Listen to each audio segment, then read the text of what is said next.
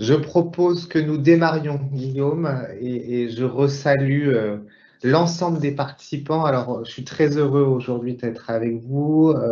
On est 180 inscrits pour ce premier rendez-vous, je l'espère, d'une longue série qu'on a intitulée Décaler notre regard pour interroger nos pratiques managériales. Alors, c'est vrai qu'à l'heure où la crise sanitaire n'est pas encore complètement terminée, cette même crise, elle a accéléré les réflexions autour des transformations et autour des transformations managériales. Et à l'heure où les équipes...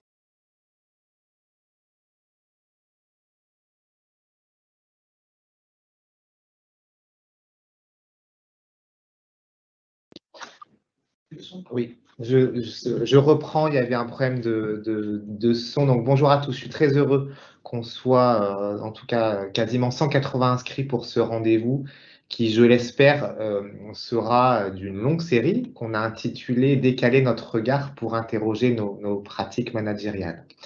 Alors, c'est vrai qu'on est encore dans la crise sanitaire, on en sort, mais cette même crise, elle a accéléré les réflexions autour du management. Et à l'heure où l'ensemble des équipes de la GERCARCO et des groupes de protection sociale ont repris le chemin du bureau, les pratiques managériales sont questionnées. On s'interroge sur comment on avance collectivement, comment on a et on repense les modes de management dans une logique clairement de performance et d'adaptabilité. En parallèle, pendant cette période, on a vu de nombreux ouvrages, des conférences, des ateliers qui ont fleuri ces derniers mois pour réfléchir aux organisations de demain. Et là encore, la GERCARCO et les groupes de protection sociale ont contribué dans ces réflexions, aussi bien en interne de leur structure qu'en externe par la publication de notes de différents papiers. Ici, à la GERCARCO, on a décidé d'instituer une nouvelle approche au travers de webconférences qu'on a voulu inspirantes, mais qu'on a aussi voulu décaler. Et l'idée, c'est de prendre un sujet en dehors des sentiers battus pour nous interroger collectivement et individuellement.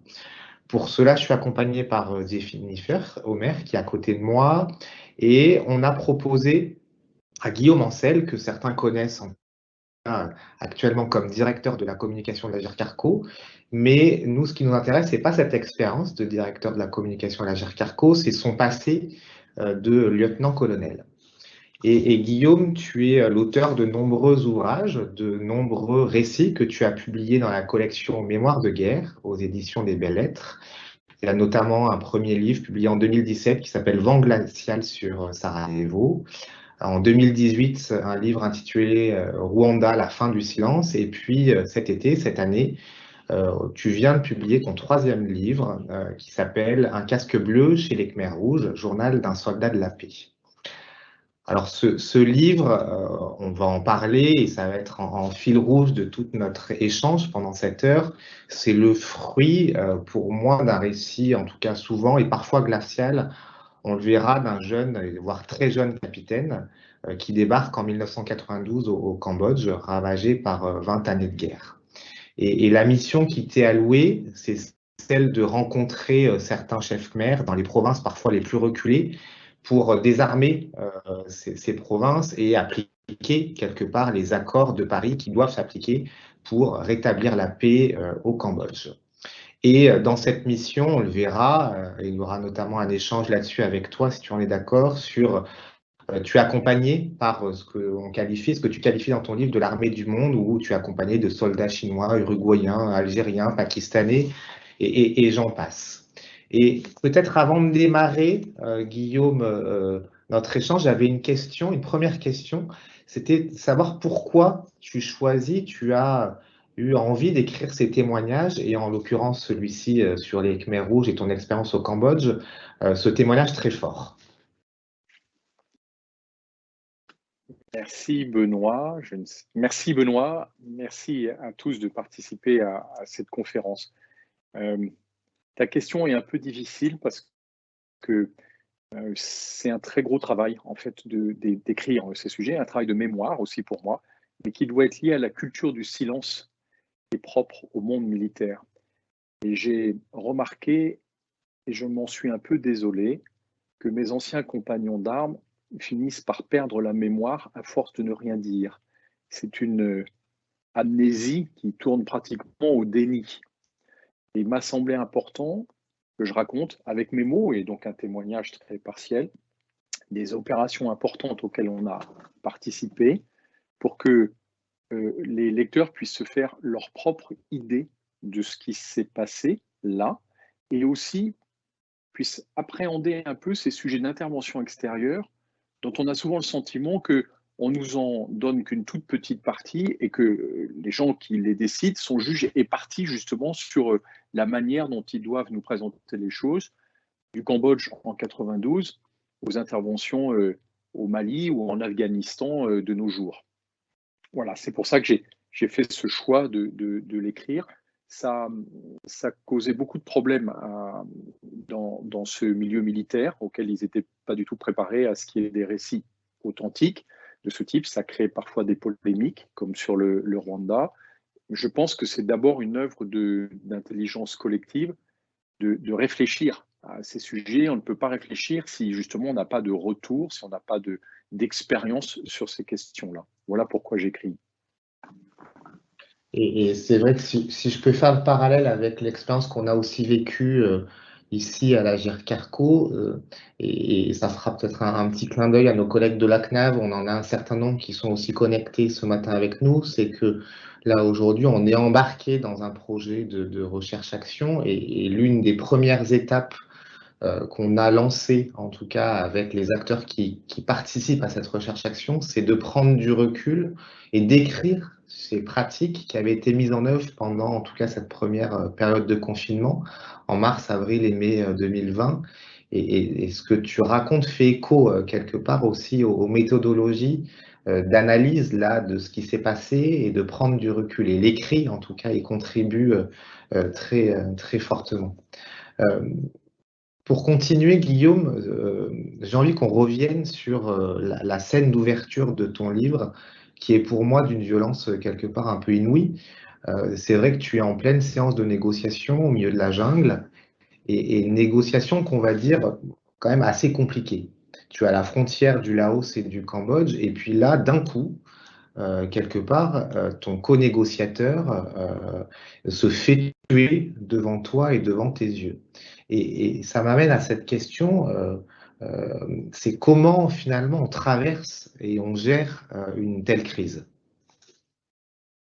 C'est une scène qui m'a évidemment marqué et c'est pour ça que j'ai voulu commencer le livre avec cette situation. Je la replace 2 secondes dans le contexte.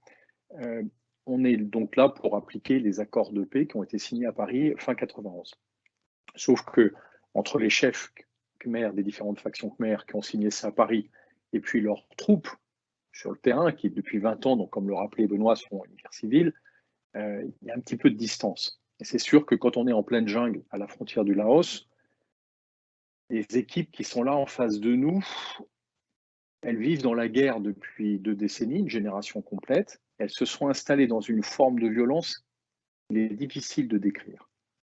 Donc, moi, je fais le job. Hein. Je viens négocier l'application des accords de paix, donc leur expliquer quelles seront les étapes qu'ils devront traverser pour désarmer un certain nombre d'unités. On est en train de discuter de ça et l'ONU nous a envoyé, on est en pleine jungle hein, et on est dans un endroit qui n'est pas accessible par la route parce que tout est miné. Donc, il y a un hélicoptère qui a déposé un expert en négociation, qui est un officier roumain que je ne connais pas. Il s'installe, donc alors je suis désolé, hein, la scène est un peu rocambolesque, mais on est en pleine jungle, il y a des tabourets en bois, puis il y a une espèce de table avec un madrier qui est là, donc on est de part et d'autre. Les Khmers rouges ont des soldats en armes de l'autre côté, puis nous on n'a pas d'escorte cette fois-ci parce que ce sont des soldats pakistanais qui devraient nous escorter, mais ils ont reçu l'ordre de leur pays de ne pas sortir de leur campement. Et alors que je suis en train de discuter avec les Khmers, je vois un des négociateurs qui se lève avec Khmer rouge, qui sort son pistolet et qui flanque une balle dans la tête du négociateur roumain. Il se rassied et la négociation continue. En fait, mon premier réflexe, bien sûr, ça a été de chercher mon arme. Mais là, j'ai réalisé presque tout de suite que nous ne sommes pas armés, parce que nous sommes observateurs militaires, nous n'avons pas le droit d'être armés. Et c'est là où je me suis souvenu que je n'ai pas d'escorte derrière moi. Et les Khmers rouges me regardent vraiment comme s'ils ne comprenaient pas qu'il y a une interruption dans la négociation. Alors j'ai quelques secondes de profonde hésitation. me suis dit, qu'est-ce que je peux faire? Est-ce que je me lève et que je les engueule? Je pense que dans ces circonstances, c'eût été prendre un risque un peu difficile. Est-ce que je stoppe la négociation? Mais du coup, on se met dans une situation qui peut, là aussi, les contrarier. Or, je comprends que quand ils se contrarient, ils ont des réactions un peu difficiles. Et je décide de continuer à négocier avec eux. Et là, on discute comme si de rien n'était. Alors qu'il y a ce corps qui est en train de se vider de son sang là juste à côté de moi. Je bloque cette odeur de brûlé et je discute avec les Khmers rouges de la manière dont on va désarmer progressivement leurs bataillons après avoir désarmé les bataillons en même temps qu'on désarme les bataillons de l'armée gouvernementale. La négociation dure encore à peu près 1 heure. Les Khmers rouges se lèvent et ils quittent l'endroit sans un mot pour mon petit camarade qui est définitivement mort. Nous, on le ramène dans un poncho, en fait, dans une bâche en plastique. On le redescend, il y a un hélicoptère qui vient nous chercher. Entre-temps, heureusement, on a prévenu Phnom Penh qui nous a envoyé une équipe d'investigateurs de l'ONU. Et en fait, on ne saura jamais pour quelle raison ça s'est passé, d'autant que l'ONU ne tenait absolument pas à tendre trop sa relation avec les Khmers rouges. Et donc, ils ont pratiquement cessé toute investigation là, une fois qu'ils ont pu constater, nous aussi on l'avait fait, qu'il était décédé. On n'a jamais su réellement pourquoi. Après, nous, on a pris comme mesure le fait qu'on n'allait plus à ces négociations que solidement escortées par des parachutistes uruguayens.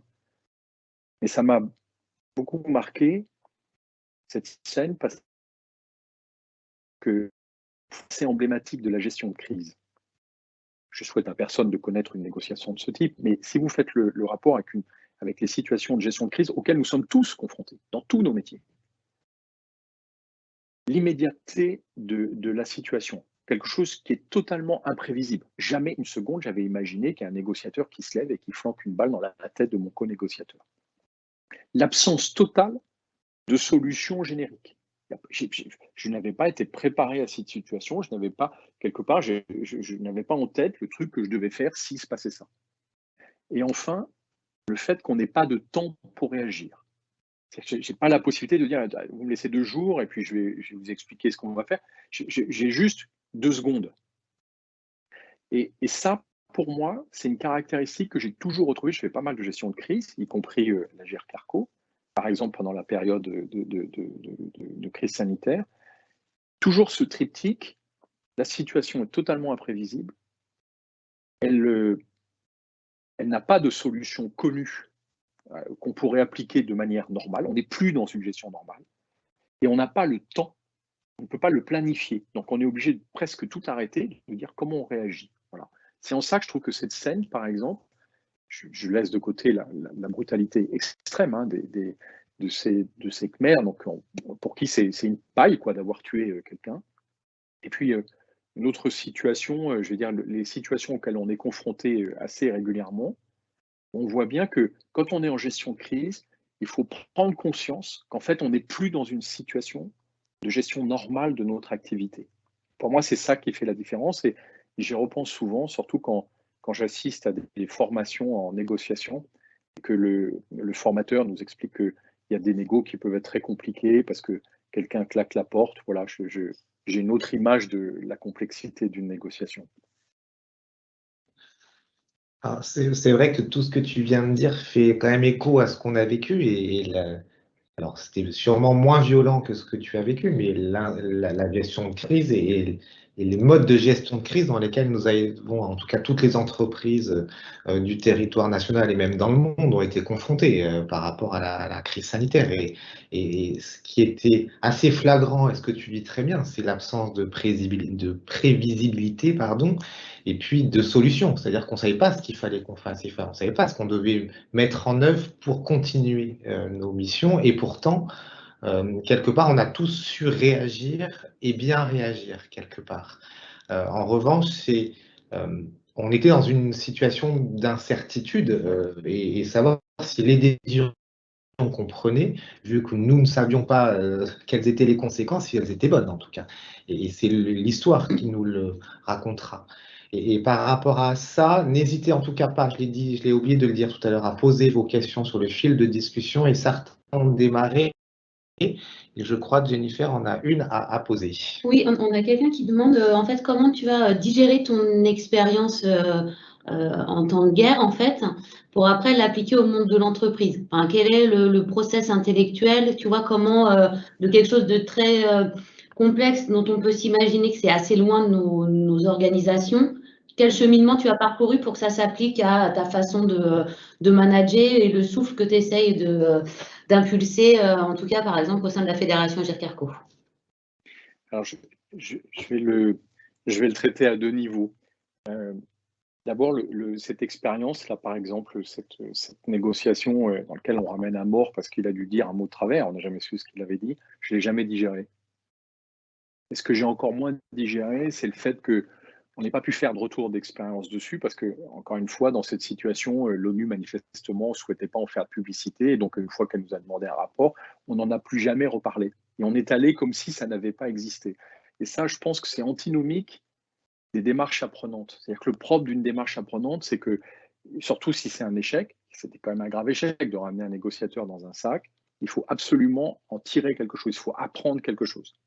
Donc ça, moi, ça m'a marqué, pas positivement, sur le fait qu'il ne fallait pas cacher les choses et qu'au contraire, il fallait arriver à en parler et à s'expliquer entre nous ce qui s'était passé, à le tracer, essayer de le comprendre.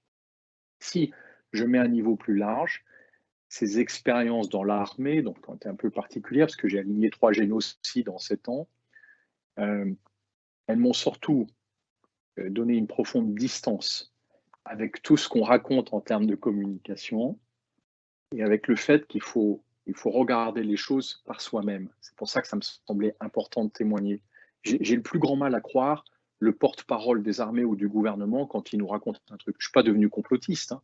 Et je me dis simplement, il nous dit une chose, il nous faut plus de sources d'informations pour pouvoir avoir son propre jugement. Et si je reviens au monde des entreprises, moi, ce que j'aime dans le monde des entreprises, c'est cette, non pas une forme de liberté, parce qu'on n'est jamais complètement libre, mais le fait que ces hommes et ces femmes essaient de faire collectivement des choses qu'on peut pas faire, qu'on ne pourrait jamais faire en agrégeant des travaux individuels.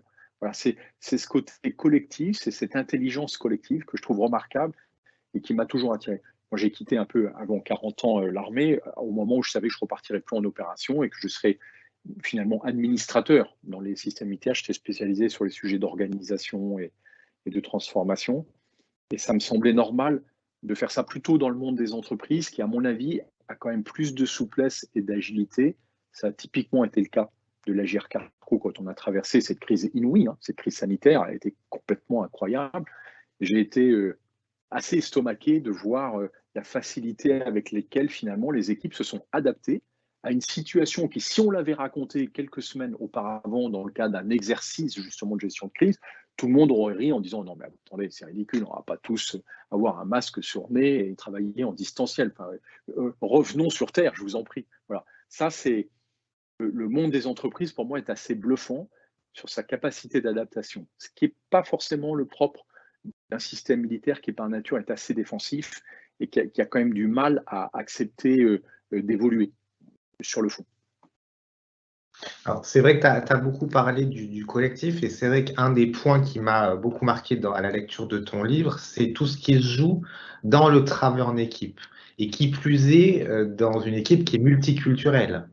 Et ton livre témoigne à quel point le travail collaboratif est important et quelque part, je crois que c'est une des phrases de ton livre, tu dis qu'être soldat de la paix, c'est s'engager dans l'armée du monde. Et tu dois composer, tu dois faire équipe avec un ancien instructeur Khmer Rouge, protégé par des parachutistes uruguayens, apprendre de la ténacité d'un Néerlandais, tu dois faire aussi avec la malice d'un de tes coéquipiers chinois avec lesquels tu t'entends très bien. Et voilà, qu'est-ce que, par rapport à cette expérience, tu peux nous raconter de cette force du travail en équipe et du travail collaboratif? Alors, pardon, je vais vous parler de politique. Je suis effaré quand on fustige l'autre, surtout quand l'autre est différent. Parce qu'on n'apprend que par les autres. On ne se complète que par les autres. s'il n'y avait pas eu cet officier chinois avec moi au Cambodge, qui était un ancien instructeur des Khmers rouges, je ne pense pas que je m'en serais sorti quasi indemne. Voilà. Je ne pense pas que mon espérance de vie était très grande, surtout quand je me suis retrouvé en jungle pendant 5 mois comme négociateur chez les Khmers rouges. Donc l'autre, c'est notre planche de salut. Et là, c'est un exemple extrême. On ne travaille pas tous les jours avec un officier chinois qui était instructeur chez les Khmers rouges. Mais en fait, nous tous, dans nos métiers, on est confrontés à ce sujet de l'altérité. Comment est-ce qu'on accepte des personnes qui ont des expériences, qui ont une culture différente? Et mon intime conviction, si je le rapporte par exemple à cette expérience au Cambodge, c'est que c'est à travers les autres qu'on trouve des solutions vraiment différentes et comment dire, et réellement innovantes. Parce que soit tout seul, on tourne dans un bocal, soit avec des clones, on tourne dans un bocal un peu plus grand, mais c'est quand même un bocal. On commence à réfléchir différemment quand, au lieu de rejeter la culture des autres, on l'accepte. Et par exemple, pour moi, ça a une implication très forte. La parité. Je suis frappé quand j'arrive dans des organisations où il n'y a pas de parité, parce que déjà, s'il n'y a pas la représentation de la société dans notre organisation, déjà, à mon avis, on est en déséquilibre.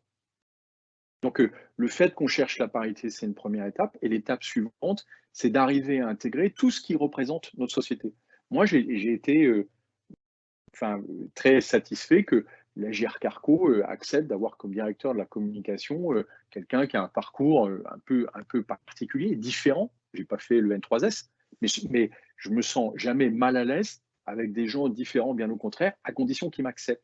Et simplement, je pense que c'est ça la question de l'altérité, c'est est-ce que quand on voit quelque chose de différent, on prend peur et on cherche à s'en protéger, ou est-ce qu'au contraire, on essaye de l'intégrer et d'en apprendre, de se dire mais qu'est-ce que ça m'apporte d'avoir cette personne complètement différente, qui est différente de moi et qui a une autre culture et une autre manière d'aborder des sujets. Justement, on a une question, Guillaume, c'est comment, alors au Cambodge c'était très court, hein, ta mission c'était 6 mois, mais comment d'abord tu apprends à connaître l'autre, sa culture, dans un délai très court ou dans une situation de crise, et voilà comment tu l'intègres dans un contexte comme celui-là ou dans le contexte d'une négociation? En fait, je pense qu'on ne l'apprend pas. En fait, je pense qu'on n'apprend pas la culture de l'autre. On s'en imprègne. Je suis incapable de vous décrire la culture chinoise. J'ai travaillé avec plusieurs Chinois très différents. Par contre, ce dont je me souviens très bien, c'est que soit je bétonnais sur le fait que j'avais ma culture française, machin, et puis que l'autre, c'était un autre, quoi. Soit j'essayais de comprendre ce qu'il voulait me dire, en plus souvent dans un anglais international qu'il ne maîtrisait pas. Puis moi, je ne suis pas forcément toujours une pointure en anglais non plus, donc il y a la question de la langue. Mais au fond, c'est moins la langue qui était importante que le comportement.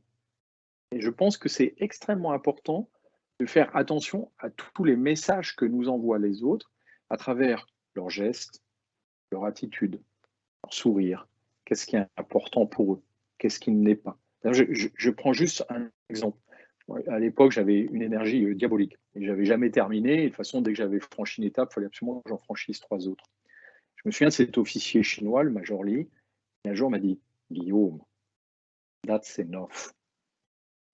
On a franchi une étape importante, maintenant on va s'arrêter, c'est assez. » D'avoir cette culture aussi j'ai appris avec lui ce moment de se satisfaire de ce qu'on a obtenu et de ne pas toujours chercher à aller plus loin à toute vitesse parce que sinon on va mourir de ne pas continuer à avancer. Voilà. J'ai trouvé extrêmement intéressant et je suis incapable de dire que j'ai compris la culture des autres, je m'en suis juste imprégné à un moment donné, que je passe 1 heure avec quelqu'un ou que je passe des années avec des personnes complètement différentes. Et c'est vrai que ce qui se joue là, c'est des termes qu'on emploie beaucoup aujourd'hui, mais c'est l'intelligence collective. C'est-à-dire que seul tu n'es rien, avec les autres tu es beaucoup. Et quelque part, c'est arriver à apprendre et quelque part à construire avec les autres. Et sur la question de l'apprentissage, c'est vrai que c'est une question qui revient et à de très nombreuses reprises, là encore, dans ton livre, et on sent qu'il y a l'envie d'apprendre et de toujours apprendre. Et là, tu arrives à un moment donné dans le livre, dans une Nouvelle-Provence, en terrain miné. Alors, double terrain miné, c'est-à-dire miné véritablement par les mines et miné aussi par les gens que tu rencontres, et notamment pas la population locale, mais les politiques de la population locale. Et tu peux rien faire de ce pourquoi, en tout cas, tu es missionné. Donc, est-ce que tu peux nous parler de cette expérience d'apprentissage et séquence qu'on peut qualifier quelque part, si je peux me permettre, tu tentes, tu te plantes et tu recommences tout le temps, tout le temps, tout le temps.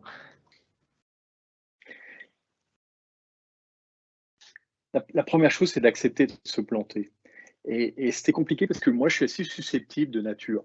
Et d'arriver à accepter cette forme d'humilité qui est je me plante et je ne le cache pas. Par exemple, dans cette province de Préavéard, tout était miné. Alors, quand je suis arrivé, mes camarades m'ont accueilli, ils m'avaient tendu un hamac entre deux arbres et ils m'avaient dit Guillaume, désolé, mais tu vas être obligé de rester là pendant 5 mois parce qu'on ne voit absolument pas comment on peut se déplacer dans une province qui est complètement minée. Il aurait fallu tous les démineurs du monde pendant 1 an pour arriver simplement à rétablir les chemins principaux de la région. Donc c'était mort. Je ne pouvais pas l'accepter parce que c'était notre mission de faire ça. Et là aussi, il y a une question autour de la mission. Il faut intégrer ce qu'on veut faire, sinon je me serais installé dans le hamac. Et j'ai cherché des solutions, mais des solutions à la con terribles. Alors, je vais passer rapidement sur l'expérience où on a poussé l'armée à faire du déminage. Ils n'ont rien trouvé de mieux que de faire du déminage au râteau de bambou avec des prisonniers. Donc, on a arrêté tout de suite parce que c'était une catastrophe. Ils allaient tuer tout le monde. Donc, forcément, on leur a dit non, non, pas question, on ne peut pas accepter ça. Et puis, j'ai cru avoir une idée géniale, une nuit de grand vent. Si on va, au lieu de se prendre les chemins, on va prendre les cours d'eau. Parce que dans la jungle, il y a plein de cours d'eau. Ils ne sont pas navigables pour la plupart, en dehors du fleuve mais principal, mais les autres ne le sont pas. Mais par contre, on peut les parcourir à pied. Et l'idée était géniale sur un seul plan, c'est que dans un cours d'eau, surtout en jungle où il y a des orages très fréquents et donc le débit est extraordinairement variable, on ne peut pas miner ou piéger un cours d'eau de ce type. Tout est emporté par le premier orage. Donc je m'étais dit, on peut, en marchant dans ce cours d'eau, il n'y a pas de piège et on peut se déplacer dans le cours d'eau. Alors on tente. Alors déjà, il a fallu convaincre quelques-uns de mes camarades de le faire. J'étais moyennement heureux avec cette idée. Mais il y avait quelques-uns qui avaient toujours envie d'essayer avec moi. Donc c'était super d'avoir une équipe un peu d'éclaireurs sur ces sujets. Le problème, c'est que quand on l'a fait la première fois, ça a très bien marché, sauf qu'on marchait à 1 km/h au lieu de marcher à 4-5 sur un chemin. Donc en 5 heures, on avait parcouru 4 bornes et demie. Et en plus, il fallait qu'on revienne. Donc, ça n'avait aucun sens. On était épuisé parce que dans l'eau, même s'il fait relativement chaud, on finit par être trempé, moite, etc. On n'entendait rien parce qu'à cause du bruit de l'eau, on ne pouvait absolument pas savoir ce qui allait se passer sur les côtés. Donc, ce qui, à mon avis, était éminemment dangereux. Et donc, on est revenu, en tout cas moi, avec un sentiment d'échec profond sur le sujet. C'était tout sauf une solution. Et là, j'ai été confronté à un dilemme. Quand je suis revenu dans mon équipe, je me suis dit, soit je dis rien. C'était facile, parce que les autres ne me demandaient rien. Je leur ai dit, ouais, on a fait une patrouille en jungle, dans la rivière. Voilà, point. Soit je leur raconte mon échec. Et ça m'a coûté de dire à un officier chinois, un Américain, et avec moi, il y avait un Britannique qui était assez rude, que en fait, j'avais testé un truc et que ça ne marchait pas. Alors, évidemment, la première chose qu'ils m'ont dit, c'est « Ah, on te l'avait bien dit, ça ne sert à rien, etc. » Mais ce que je trouve génial, c'est qu'en racontant ça, d'abord, je l'acceptais, et ensuite, eux ont eu des réactions dont certaines m'ont éclairé. Et après coup, on a trouvé une solution complètement différente qui consistait en fait tout bêtement à s'appuyer sur les morceaux de chemin que parcouraient chacun des habitants locaux. Et donc, on a reconstitué en réseau des guides qui étaient capables de nous emmener à un point A, un point B, un point C, un point D. Donc, il n'y avait plus de chemin direct pour aller d'un endroit à l'autre, mais en passant par eux, en fait, on arrivait à se déplacer dans toute la région. Et ça, c'était aussi con que génial comme système, mais ce n'est pas moi qui l'ai découvert. C'est l'observation, c'est les autres, c'est les réactions des uns des autres. C'est d'entendre un jour quelqu'un me dire, mais ça, je l'ai emporté tel endroit. Voilà. Donc, simplement pour dire que, en fait, on ne peut rien trouver si on n'expérimente pas. Et on ne peut rien expérimenter si on n'accepte pas de se planter. Et se planter ne sert à rien si on ne le partage pas avec les autres. Guillaume, il y a une question pour faire le lien avec en tout cas, le monde de nos entreprises, c'est quand même comment on peut concilier le droit à l'erreur, en gros, avec les objectifs de performance et les accélérations, etc. C'est-à-dire que, voilà, comment la réalité, après, comment ça se passe, quoi. Alors, je vais le raconter différemment. Pardon, mais j'adore décaler les points de vue.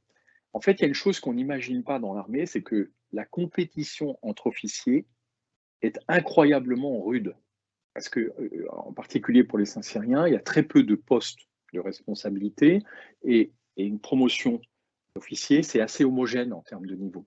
Donc, en gros, il y en a 3 sur 4 qui vont rester sur la touche. Et du coup, comme il y a une compétition permanente, les gens sont tout le temps en train de, sous couvert de camaraderie, en train de se demander à quel moment l'autre va chuter. Voilà.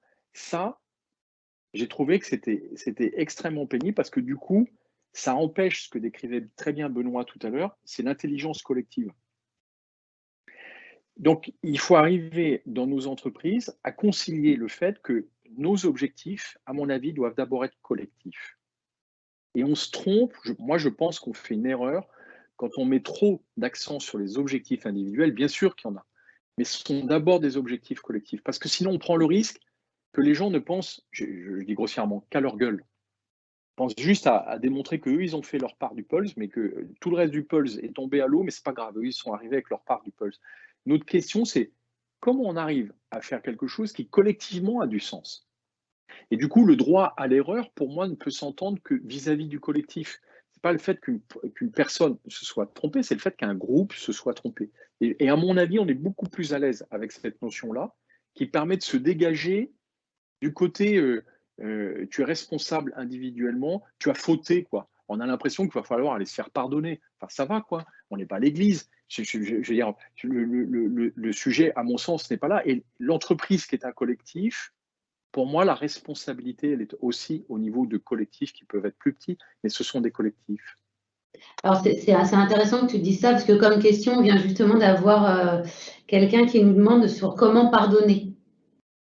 Tu vois, donc, mais ça veut dire que c'est plutôt comment on dépasse ou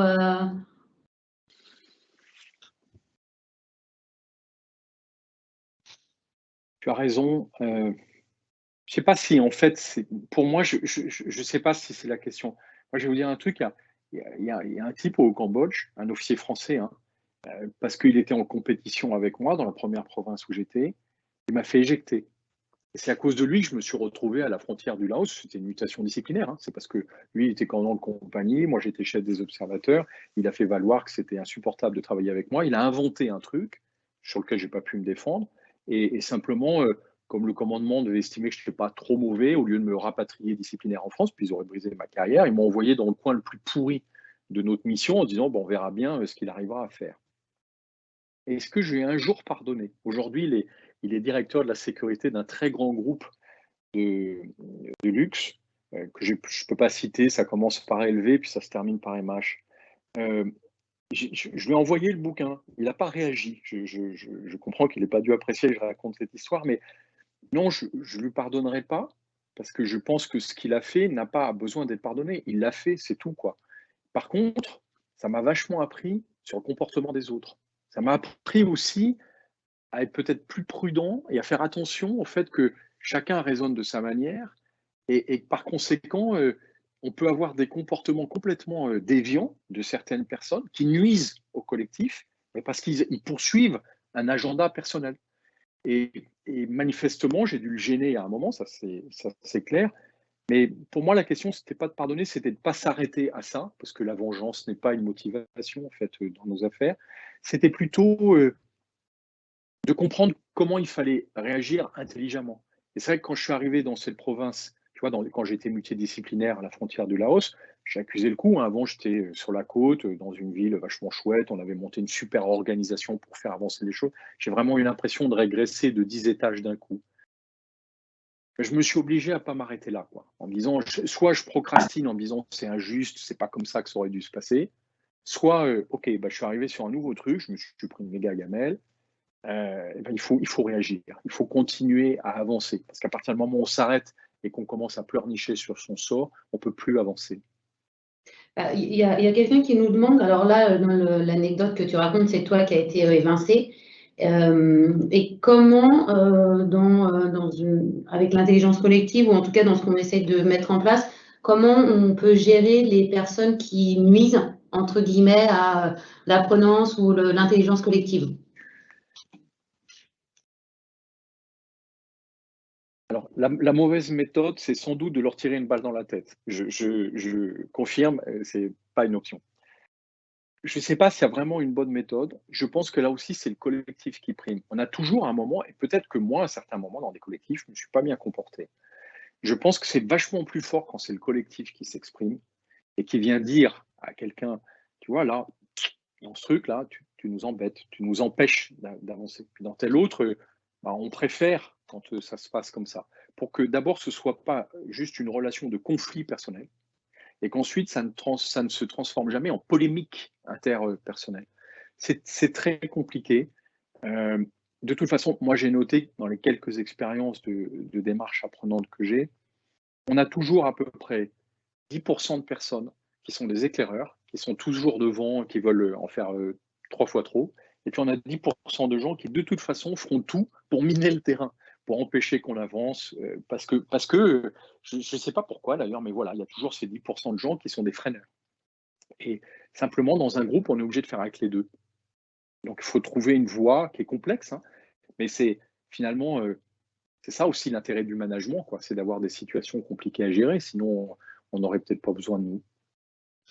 C'est l'intérêt du management et quelque part de la mise en œuvre des organisations apprenantes. C'est arriver à apprendre les uns des autres et à se comprendre, me semble-t-il. Et c'est tout l'enjeu là que tu explicites dans ton propos. Et un autre élément là encore qui m'a beaucoup marqué dans la lecture de ton livre, c'est en tant que soldat de la paix, tu restes tout le temps fixé sur ton objectif, tu ne baisses jamais les bras, même avec les pires horreurs que tu peux vivre.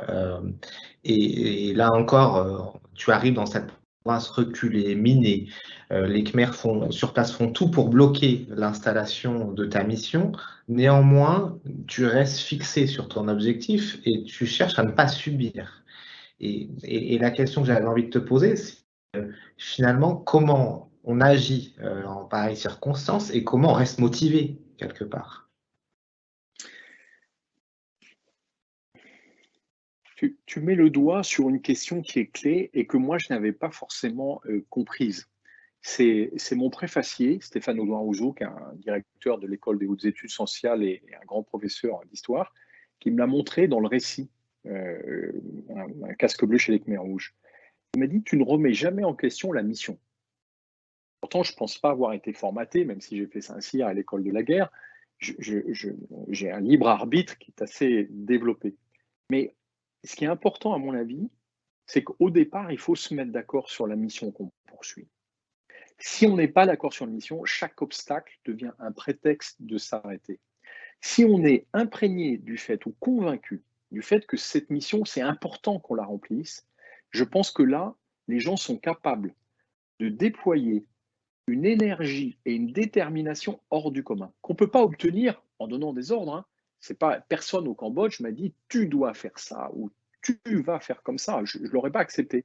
Mais moi, j'étais intimement convaincu quand je suis arrivé là-bas, parce que je pense qu'on a vu l'échange suffisant avant, sur le fait qu'essayer de rétablir la paix dans un pays qui avait connu une génération complète de guerre civile, c'était important. Et que si on ne le faisait pas, personne ne le ferait à notre place. Vous savez, il y a un détail, enfin, c'est une toute petite anecdote, hein, mais ça m'a marqué. Quand j'ai quitté, donc moi j'ai été que 6 mois, hein, la mission a duré 2 ans. J'ai fait 6 mois au Cambodge, bon, c'est quand même assez fatigant. Et quand je suis rentré, je suis reparti dans mon régiment de la force d'action rapide. Il se trouve que il y a une autre, comment dire, un autre mandat, 6 mois par une autre équipe, dont certains des officiers de ce régiment-là. Et quand ils sont rentrés, ils m'ont dit, tu sais, on a été dans ta province, qui était vraiment considérée comme le trou du cul du Cambodge, à la frontière du Laos et de la Thaïlande. Et ils m'ont dit, c'est extraordinaire parce que, au fond, les gens se rappelaient encore de ce que tu avais fait parce que ça avait laissé des traces. Et surtout, ça avait lancé une dynamique qui faisait que les gens ne voulaient plus s'arrêter. Tu n'étais plus là, ce n'était pas grave. Ils ont continué à dégager l'aéroport. Il y avait une piste qui avait été intégralement submergée par la forêt, on l'a complètement dégagée pour que les avions puissent se poser. Les avions sont posés, on a pu apporter des véhicules de déminage. Les véhicules de déminage ont pu rétablir des routes. Avec les routes, on a pu rétablir du commerce. Et tout ça, c'est une dynamique qui s'enclenche, mais à condition d'être, encore une fois, convaincu de l'intérêt et de l'objectif un peu final, l'ambition voilà, qu'on veut atteindre. Si on n'a pas d'ambition sur ce sujet, c'est clair qu'au premier serpent, au premier coup de feu, je pense que je me serais planqué dans un hamac. Et la question des dynamiques, mais il y a aussi, enfin, moi, ce que j'ai ressenti, la question des équilibres tout le temps, où tu cherches les équilibres subtils entre les gens, les cultures, les différentes forces en présence. Et là, si je fais aussi le lien avec le management, enfin, on est à la recherche permanente d'équilibre, quelque part. Alors, je ne sais pas si c'est quelque chose que tu cautionnes ou sur lesquels tu es d'accord. Des équilibres dynamiques. C'est-à-dire qu'en fait, quand on trouve un point d'équilibre, ce qui est compliqué en management comme dans le reste d'ailleurs, on le voit bien aujourd'hui, hein, entre télétravail et présentiel par exemple, c'est que cet équilibre ne vaut que pour une circonstance donnée et un moment. Et comment on fait en sorte de ne pas l'enquister, de ne pas le calcifier, et au contraire, d'avoir cette capacité tout le temps à dire, OK, ben là, peut-être qu'il faut qu'on fasse un peu plus de ça, là, peut-être un peu de moins. Là, cette personne qui était très, très bonne sur ce sujet, elle n'est pas du tout à l'aise sur tel autre. Donc, comment on l'emmène sur un autre sujet? En fait, dans la question du management, je suis tout à fait d'accord avec toi, Benoît, il y a une question d'équilibre, mais pour moi, les managers, ils ont un rôle dans le dynamisme de cet équilibre, la manière dont ils les font évoluer. Et là, il faut sans doute qu'on se méfie d'une chose qui est indispensable, mais qui est un obstacle à tout le dynamisme des équilibres, ce sont les règles. Moi, je n'ai survécu au Cambodge que parce que je n'ai pas respecté les règles. Mais s'il n'y avait pas eu de règles, c'était impossible qu'on intervienne au Cambodge. Donc, il y a aussi dans cet équilibre une forme de conformité à un certain nombre de choses. Et c'est normal qu'on établisse des règles, sinon notre régime, par exemple, la GRCarco, il n'aurait aucun sens, il n'y avait pas des règles d'attribution des droits, etc. Mais les questions qui se posent devant nous ne peuvent pas être réglées si on cherche juste à déployer des règles. Je pense qu'il y a des moments, ça aussi pour moi c'est la particularité, la spécificité d'un manager, c'est quelle est sa capacité à trouver une solution originale, à contourner certaines règles, parce qu'on n'arrivera pas à trouver une solution sinon, et surtout, et ça c'est la caractéristique première d'un officier, c'est sa capacité à dire non. Pas le droit de dire qu'il fait quelque chose simplement parce qu'il obéit. Depuis les procès et la jurisprudence de Nuremberg, en 1945, il est établi qu'un officier doit assumer la responsabilité de ce qu'il fait. Et assumer ce qu'on fait, ça veut dire aussi qu'on a une forme de libre arbitre sur un certain nombre de choses. Et pour moi, c'est important, à certains moments, même si on se trompe, de dire non, je ne suis pas d'accord. On a quelqu'un, alors je pense que c'est quelqu'un qui devait être au hackathon et qui fait écho à ce que tu disais sur l'importance des règles, mais qui voudrait juste un peu, soit que tu précises ta pensée, parce qu'il reprend l'expression sortez du cadre. Donc, toi, tu étais au hackathon, donc tu vois de quoi je parle. Et c'est, en tout cas, dans notre univers, que ce soit GRCarco, GPS, c'est pas forcément un discours qu'on a l'habitude d'entendre. Tu vois, de pas. Qu'il y a des règles mais qu'on ne les respecte pas, et c'est en fait pareil, comment sur le terrain ça va se passer, etc. Ça fait lien avec le droit à l'erreur, mais voilà. C'est d'autant plus compliqué que la fédération à GRCarco, son rôle essentiel, c'est de produire des règles. Des règles qui soient précises, déployables, compréhensibles, cohérentes, bien suivies. Donc, on est dans une machine qui produit des règles, mais ça ne veut pas dire qu'on a besoin de règles pour tout. Et je pense que sortir du cadre, c'est arriver justement à faire cette différence entre ce qui relève de la règle, piquer dans la caisse, attribuer une pension qui n'est pas due, ne pas payer une pension qui est due, c'est anormal. On ne peut pas l'accepter. C'est irrégulier. Mais il y a d'autres choses qui, à mon sens, ne relèvent pas de la règle. Et on s'applique trop souvent des règles parce qu'on estime que, par exemple, dans l'armée, moi, il y a un point qui m'a toujours frappé. J'aime pas trop obéir. Ça va vous surprendre, mais en fait, un officier, plus il est formé à commander, moins il il accepte d'obéir. C'est un syndrome, voilà, c'est une question d'équilibre. Et en opération, c'est vachement important d'obéir aux ordres qui ont été donnés, parce que si on ne fait pas ce qui était attendu par les autres, on met tout le monde en danger. Mais la réalité, c'est qu'avant d'ordonner quelque chose, d'abord, il faut écouter tout le monde. Moi, j'ai été pendant des années avec la Légion étrangère en opération. Avant qu'on donne des ordres, il y a une prise de parole qui est d'une liberté inimaginable dans nos organisations, où je dirais le salarié du premier rang peut alpaguer directement un chef de corps pour lui dire « Mon colonel, ton idée là, je la trouve pas terrible, parce que hier on s'est pris une raclée quand on a essayé de faire ça. » Et le chef n'a pas le droit de donner d'ordre avant d'avoir tout entendu. Par contre, une fois qu'il a tout entendu et qu'il dit « Maintenant, je vous ai écouté, mais on va faire comme ça, et comme si, on y va. » Ça, c'est dans un cadre d'opération. Mais dans la gestion courante, dans la vie administrative, dans notre vie à nous tous, le sujet de l'opérationnel n'est plus tout à fait le même. Il y a plein de questions qui relèvent pour moi de questions d'administration, de ressources humaines, et sur lesquelles il faut éviter d'appliquer bêtement des règles, surtout quand on voit qu'on n'est pas justement dans le cadre qui était prévu par la règle. Typiquement, si aujourd'hui on applique strictement ce qui est prévenu dans notre avenant au télétravail, on est complètement bloqué. Et en fait, ce qui pour moi va évoluer, enfin je l'espère, et c'est dans ce sens qu'on travaille, c'est d'arriver à trouver de la souplesse dans ce contrat qui avait été prévu avant la période de crise sanitaire et qui n'est plus adapté au cadre actuel. Maintenant, on veut de la souplesse parce que dans la journée, dans la semaine, dans le mois, les conditions sont différentes de travail. Et donc, il faut qu'on s'adapte à ça. C'est pour ça que je pense qu'une règle, il faut se rappeler qu'elle est toujours adaptée à un cadre particulier et que sortir du cadre, c'est accepter que cette règle-là ne soit plus totalement pertinente.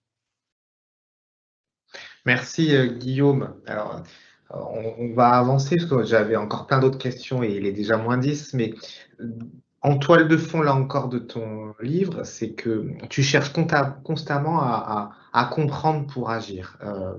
Et alors, est-ce que c'est véritablement quelque chose qui, toi, t'anime et qui te guide, mais toujours à l'heure actuelle, enfin, dans tes missions?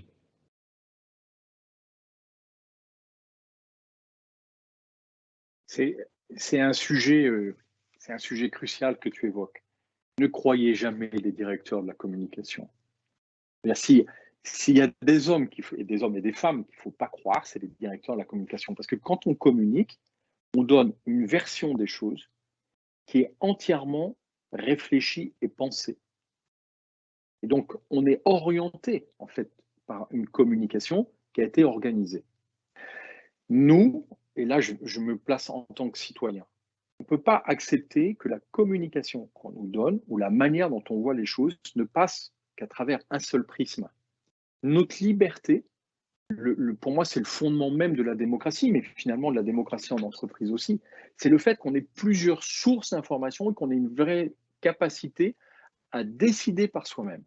Voilà. Moi, je n'ai jamais supporté qu'on me fasse subir quelque chose. Le fait qu'on décide à ma place me heurte profondément. Le fait qu'on me demande mon avis me semble essentiel. Le fait qu'on prenne une décision qui ne soit pas conforme à mon avis ne me gêne pas. À partir du moment où j'ai le sentiment que pour le collectif, c'est mieux qu'on fasse comme ça. Mais par contre, quand quelqu'un vient m'expliquer ce que je devrais penser d'une situation, par nature et par expérience, je ne peux pas l'accepter. Et je prends qu'un seul exemple. Il est dramatique, mais au fond, il est assez illustratif de ce que je voudrais raconter. Quand je suis parti au Cambodge, j'étais un jeune officier, j'avais 26 ans, je crois. Et j'avais aucune expérience, en particulier expérience du génocide. Quand le génocide, comme vous tous, j'en avais entendu parler pendant mes études universitaires, mais pour moi, c'était quelque chose d'assez conceptuel, même s'il y avait des films, même s'il y avait des livres qui étaient poignants sur le sujet. Mais au Cambodge, j'ai assisté aux traces d'un génocide. Le génocide avait eu lieu. Et puis 2 ans après, je pars avec la Légion étrangère au Rwanda. On raconte qu'on est dans une mission humanitaire.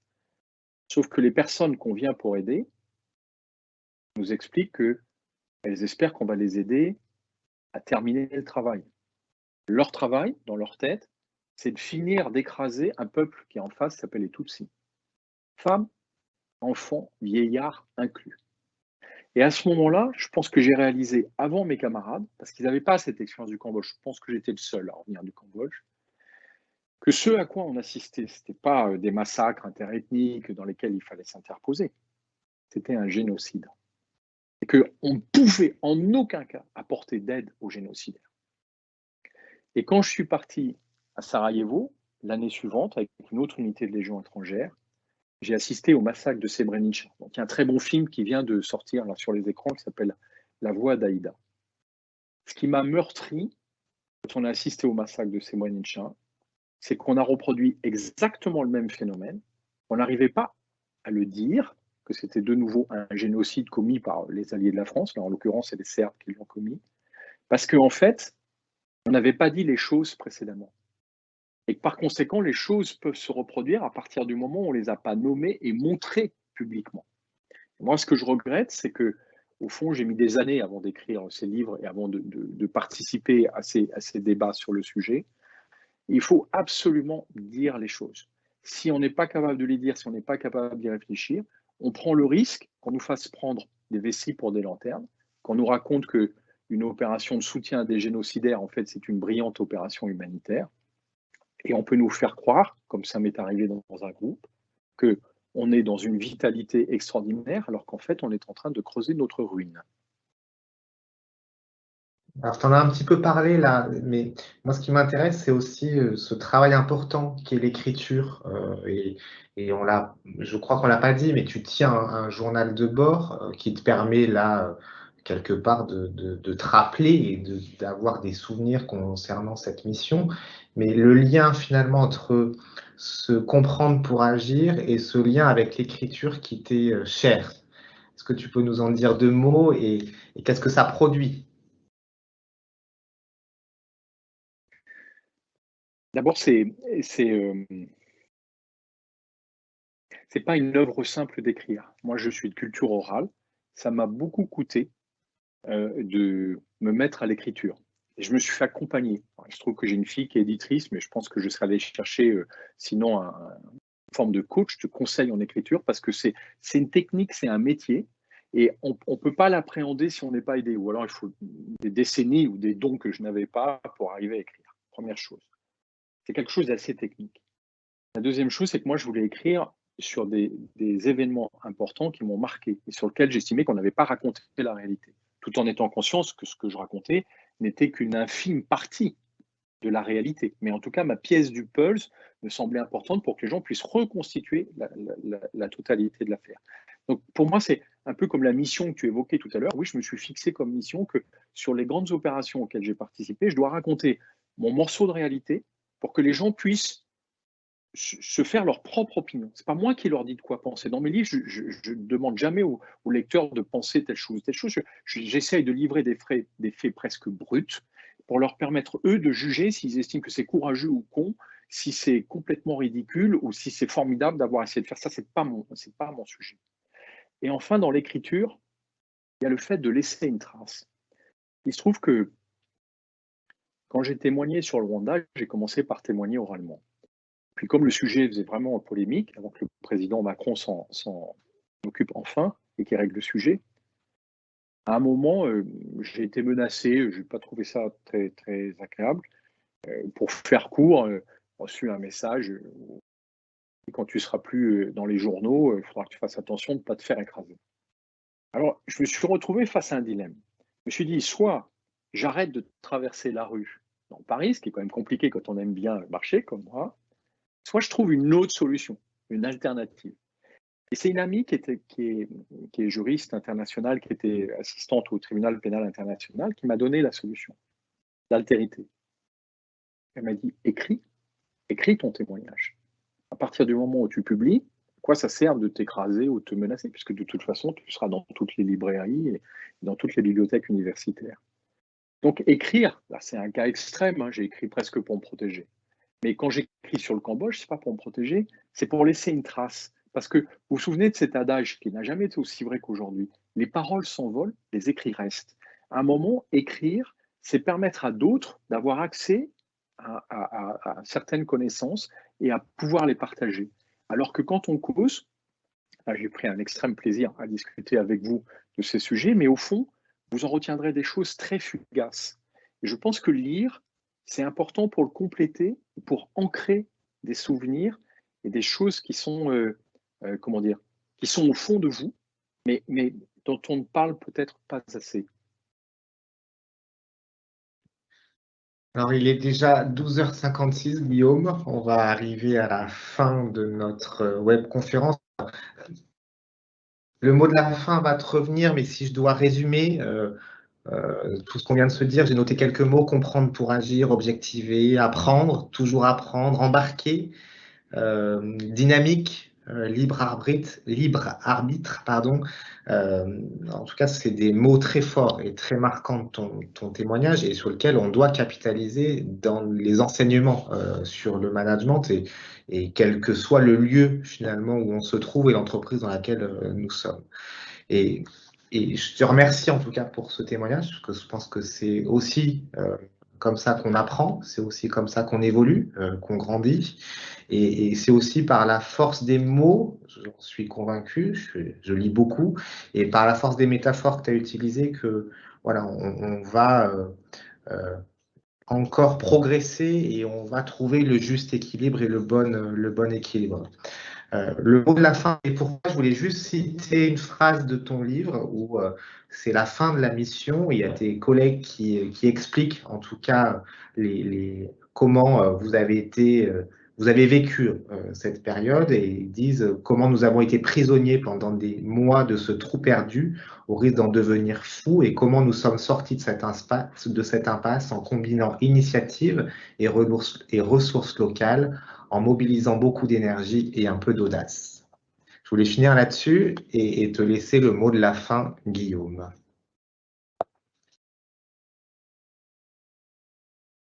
Je vais être assez court. D'abord, je voudrais vous remercier d'avoir participé à cette conférence. Moi, je suis heureux quand je peux partager ces expériences. C'est pour ça que j'ai publié. Sur l'aspect militaire, peut-être un point qui est crucial et qu'il ne faut jamais oublier, c'est ce que je raconte souvent à mes jeunes compagnons d'armes. Finalement, dans le métier de militaire, ce qui prime, c'est de toujours conserver cette dimension humaine, bien au-delà de la discipline. C'est l'humanité qui prime sur la discipline. Et j'espère que c'est quelque chose qu'ils n'oublient pas au moment où ils doivent prendre des décisions cruciales. Et sur l'aspect, je veux dire, plus management, organisation, qu'on évoquait aussi aujourd'hui, qui est le cœur de nos métiers maintenant, c'est le fait que l'intelligence collective sera toujours supérieure à la somme de nos intelligences individuelles. Moi, je l'ai vu aussi bien dans ces expériences très particulières que dans ces entreprises que j'apprécie beaucoup. C'est le fait que quand on réfléchit et on travaille ensemble, on peut dégager, on peut arriver à faire des choses qu'on n'aurait jamais pu imaginer faire seul, y compris en agrégeant les mêmes personnes et en essayant de trouver une voie. Voilà, je pense que le collectif a une force qu'il faut apprécier et dont il faut profiter. Merci Guillaume, merci Jennifer, et puis rendez-vous au prochain numéro. Bon appétit à tous, bonne journée. Merci.